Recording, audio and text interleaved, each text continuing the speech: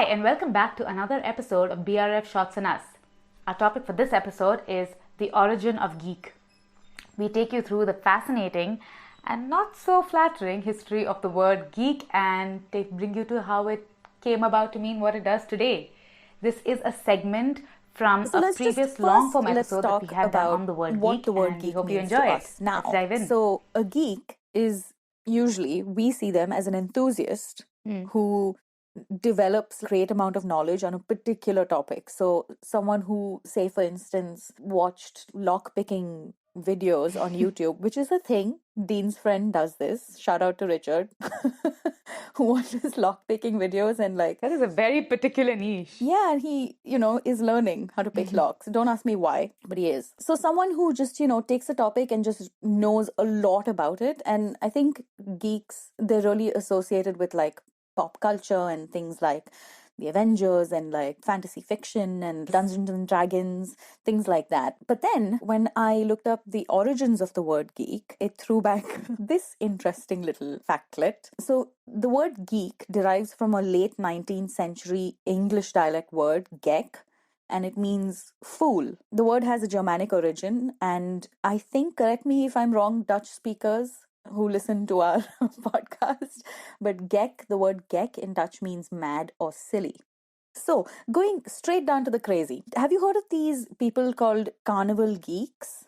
No, I'm guessing it's not people who are extremely obsessive about carnivals. Actually, you know what? There might be a subsection of people who I'm mislabeling here. No, but good point. But the geeks I'm talking about, so in the early 20th century, geeks were part of most circus troupes, and they were part of the freak shows. Usually they were used as a precursor to a freak show, a small tidbit of entertainment before the actual freak show started. And they had a specialty. What is their specialty, you ask, Ragini? Biting the heads of animals, typically chickens, snakes or rats, and drinking their blood in front of a live audience. Okay, I guess that was entertaining back in the day. I was thinking about this. I can't get on board. I've been trying very hard to get on board with it, but I can't. You don't have to. Please don't. You can give them the benefit of the doubt. Because I was thinking about this. So this is the early 20th century. So, and the last, say, public execution was only in the mid 1800s.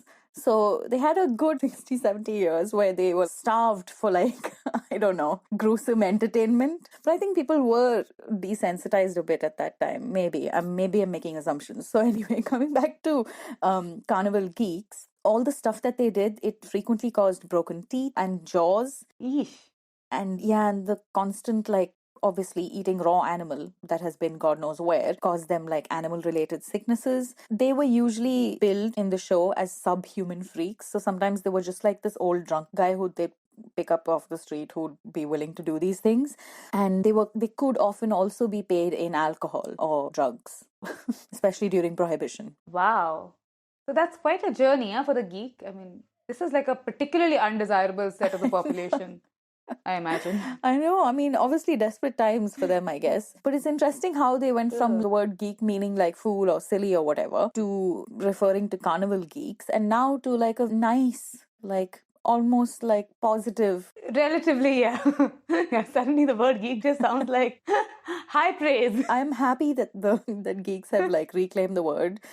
As an aside, I did want to talk about a little bit of carny lingo or vocabulary. Yeah. Wow, you really went deep down this. I know, I went in a spiral and it's just, I'm only now crawling back out of it. But so carnival staff, they usually had this cant, which was a secret language. So how you add P language and things like that, where you just I think you can do P language, can't you? I'm proficient. Yeah. But yeah, it blew my mind a bit because obviously the carnival culture been around for ages and they travel a lot and travel together. So obviously you'd come up with lingo. So can I just go through just quickly a couple of them? Of course, we must. Okay. So BC, and completely different from BC in India. BC is be cool. And it's not be cool as in don't be uncool. It's more a warning to stop what you're doing or saying. Say if you started ranting and you were saying something you shouldn't be saying, then someone would be BC, chill out. Oh, so it's a shut up. Yeah, it's a warning. And then there's, guess what they called a child, a singular child? Punk. A punk. Okay. Come here, you little punk. I think it sounds very American.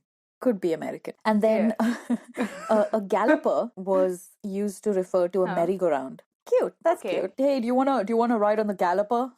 Sounds a bit rude now when I say it. Sorry. I wonder which woman said yes to that. And then we've got the longest one, which is Mr. and Mrs. Wood and All the Little Woods, which means empty seats in a house. Okay. Oh. Not so when you're like living depends on it, but yeah, empty seats in a house. Yeah, there's a whole list. Don't worry, we'll put the link in the blog that goes with this episode, but very interesting. Quite cool. Yeah, and talking about lingo, so coming back to the word geek, so we know now what it used to mean. It's very interesting and gruesome history to now where geek culture is become a machine of its own. It's so lucrative as an industry. And that's the episode. We hope you enjoyed this. If you did, please do go and check out the full-length episode on the word geek. I promise you, you will not be disappointed. We will see you soon next week with a full-length episode. Until then, follow us on Instagram if you don't already. We put up some fabulous content on there as well. And share the podcast to your friends and family. It helps us so much, and it's always great to be amongst more people who will enjoy the kind of stuff that we put out. We'll see you next time. Bye.